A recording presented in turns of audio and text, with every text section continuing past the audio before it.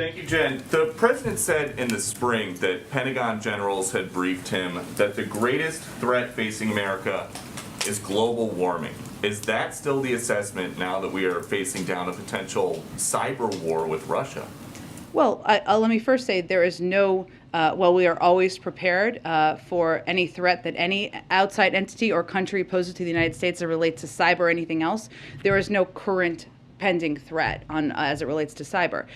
In terms of the threats you're touching on, that was a briefing from the military, so I'd point you to them. And so, as far as anybody watching who's seen the coverage, it's very, at times, distressing images of Russian military movements. The number one threat facing the country right now remains global warming.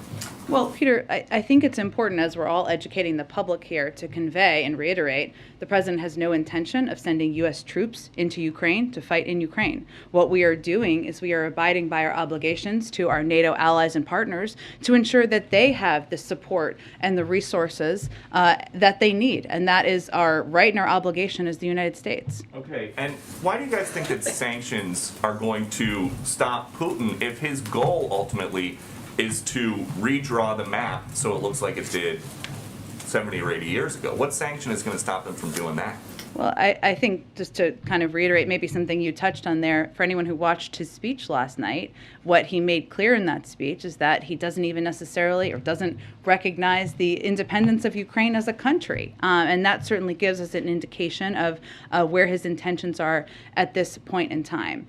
Sanctions can be a powerful tool. They have been in a lot of moments throughout history, and what we view them as or how we're viewing them, as we're starting high, as Dilip just conveyed here, in terms of the significance and the severity of the sanctions that were announced today. Yes, our intention is to have a deterrent effect, and there are, while what they have done to date is completely unacceptable, there's certainly far worse that could happen. What we want to do is prevent a large-scale invasion, death and destruction across Ukraine, devastation to the Ukrainian people.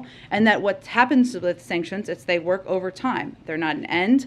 They're not intended to max out at the beginning. They're long-lasting and sustainable, and they're intended to squeeze. But if you look at what is happening now, what President Putin has stated as his intention is he wants to divide NATO. The opposite of that has happened, Peter. He also wanted a geopolitical project, Nord Stream 2, to go forward. That has not happened. He wants to make sure there is a vibrant economy for the Russian people. They're not on that track. So his intentions and his objectives are not playing out. But so I guess to follow up on that, the president said before he got here that Putin knows if I am president of the United States, his days of tyranny and trying to intimidate the United States and those in Eastern Europe are over. It's 2.5 years later.